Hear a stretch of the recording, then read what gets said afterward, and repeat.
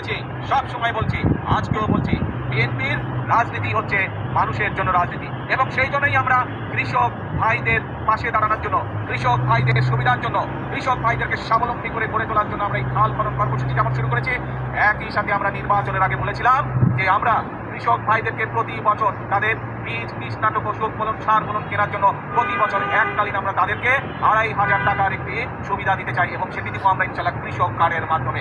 এই কথাটাও আমরা বলেছিলাম।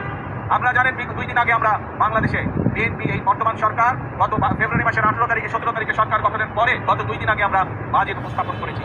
সেই বাজেটে আমরা কৃষকদের জন্য, কৃষক ভাইদের জন্য আমরা বরাদ্দ রেখেছি, এবং ইনশাআল্লাহ আগামী জুলাই মাস থেকে শুরু করে পর্যায়ক্রমিকভাবে আগামী 1 বছরের ভিতরে আমরা বাংলাদেশের প্রতিটি উপজেলায় 8 থেকে প্রায় 10,000 কৃষক ভাইদের কাছে আমরা এই কৃষক কার্ডের সুবিধা পৌঁছে দিতে সক্ষম হবো ইনশাআল্লাহ। আমরা জানি বাংলাদেশের জনসংখ্যার অর্ধেক হচ্ছে নারী। এখন এই নারীদের দেশনেত্রী খালেদা জিয়া শিক্ষার ব্যবস্থা করে দিয়ে দিয়েছিলেন, বিনামূল্যে শিক্ষা ব্যবস্থা। সেই শিক্ষা ব্যবস্থা ক্লাস 1 থেকে ইন্টারমিডিয়েট পর্যন্ত দেশনেত্রী খালেদা জিয়া করে দিয়ে গেছিলেন। এই নারীরা যদি শিক্ষিত না হয়, তারা যদি স্বাবলম্বী হতে না পারে, তাহলে পুরুষের পাশে দাঁড়াতে পারবে না এবং বাংলাদেশ এগিয়ে যেতে পারবে না।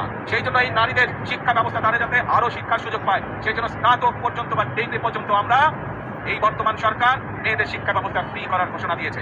এবং শুধু তাই নয়, একই সাথে আমরা যারা ভালো রেজাল্ট করবে তাদেরকে আমরা উপবৃত্তিও দিব, সেই ব্যবস্থাও আমরা রেখেছি এই বাজেটের মধ্যে। এবং একই সাথে এই যে বাংলাদেশের শতকরা 70% মানুষ, অন্তত 70% মানুষ যে গ্রামে বসবাস করে, এই গ্রামের পরিবারগুলোকে স্বাবলম্বী করে গড়ে তোলার জন্য আমরা মায়েদের হাতে ফ্যামিলি কার্ড তুলে দেওয়ার ঘোষণা দিয়েছি। প্রিয় ভাই বোনেরা, আপনারা দেখেছেন যে বাজেট ঘোষিত হয়েছে 2 দিন আগে, সেখানে আমরা বলেছি আমরা এই দেশের মানুষের চিকিৎসার ব্যবস্থা ঘরে ঘরে পৌঁছে দিতে চাই, এবং সেই জন্যই অনেকগুলো চিকিৎসা ব্যবস্থার অনেকগুলোর উপরে আগের সরকারগুলো ট্যাক্স রেখে গিয়েছিল, ভ্যাট দিয়ে গিয়েছিল, আমরা সেই ট্যাক্সগুলো আমরা উঠিয়ে নিয়েছি। তার জন্যই আমরা বলি এই দেশকে গড়লে আমরাই ভালো থাকবো, আমাদের সন্তানরাই শান্তিতে থাকতে পারবে। এই জন্যই আমরা একটি কথাই বলি সবসময়, করবো কাজ সবার আগে বাংলাদেশ। আল্লাহ হাফেজ, বাংলাদেশ জিন্দাবাদ।